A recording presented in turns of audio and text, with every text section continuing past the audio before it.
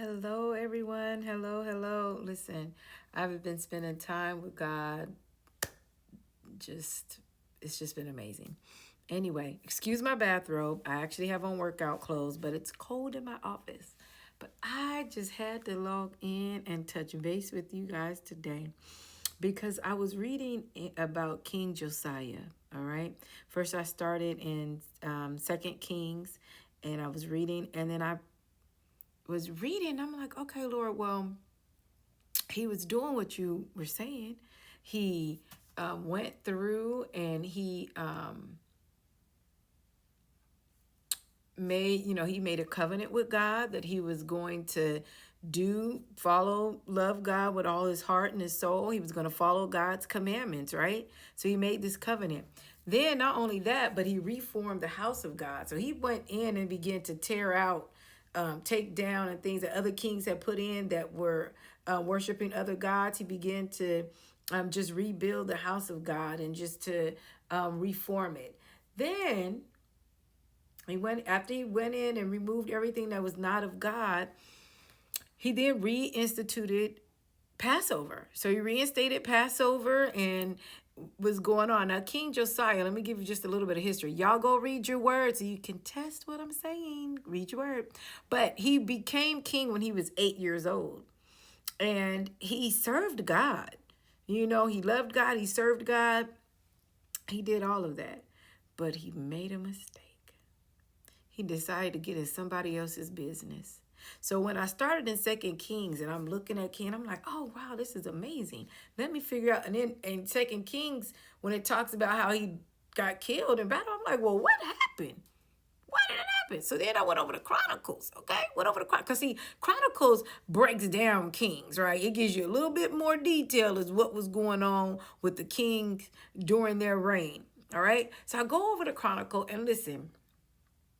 I'm going to read you guys this. It's 2 Chronicles 35:20-25. It says, after all this, when Josiah has set the temple in order, Necho, king of Egypt, came up to make war at Carchemish. I'm probably not pronouncing that right, but that's what I'm going to say. On Euphrates. And Josiah went out to engage him. Now, nobody told Josiah to go do that. Nobody told him to do that, right? But King Necho sent a message to him saying, what have we to do with each other? Why are you bothering me? Okay? What have we to do with each other, O King of Judah? I am not coming against you today, but against the house of which I am at war. And God has ordered me to hurry. Stop for your own sake from interfering with God who is with me so that he will not destroy you. See, Necho, even though he was the Pharaoh of Egypt, he had gotten a word from the Lord to go up and handle his business with these other folks. King Josiah decided he wanted to get involved with that. Now listen, I was trying to do some research to be like, why did King Josiah do that? And a lot of things came up. He was going through Judah. He was King Josiah didn't want the Babylon to think that he was siding with them because he let them come through. All these other things. Nevertheless, Necho was doing what God told him to do. Josiah decided to take it by himself to get in the middle of that and begin to try to be involved. So let's continue on. However, Josiah would not turn away from him, but disguised himself in order to make war with him.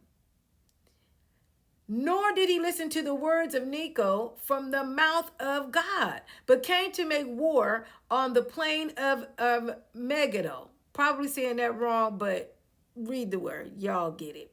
The archers shot King Josiah. And the king said to his servants, take me away, for I'm badly wounded. So the servants took him out of the chariot and carried him into the second chariot which he had, and brought him to Jerusalem, where he died and was buried in the tombs of his fathers. Come on, y'all. Now this king did all this work, rebuilding, cleaning things up that other kings have done. He did all of that. Reinstated Passover to honor God, made a covenant with God that he was going to follow his commands and his commandments and love him with his whole heart and whole soul, and then got in somebody else's business and died. Let me tell y'all what the moral of this story is. Mind your business. There was another pagan nation going to fight another pagan nation that God had him doing whatever he was going to do. Wasn't King Josiah's business. And Necho even warned him and said, God told me to do this. You might want to watch out before you get destroyed, coming in between what God said.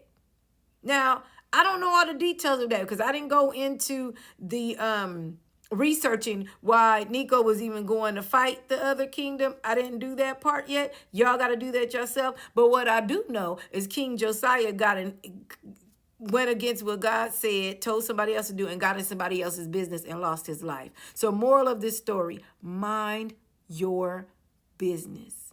Mind the business that God has directed you to be involved with. Do not step out of order being in somebody else's business. Okay? Mind your business. All right? And when God says, he sends you a word and says, don't do that, don't do it. Mind your business. All right? And I feel this in my spirit. I'm not talking about like mind your business. Somebody's out there getting beat on and you have the ability and the strength to stop them and you don't stop. I'm not saying that. What I'm saying is, if somebody is going to do something, they're getting in trouble, or somebody is going up against someone else in the spiritual realm, or there's a bickering or an argument or something between people, mind your business. Pray for them folks and go on your way. All right? Remember this, y'all. I love you, I love you, I love you. But God loves you more.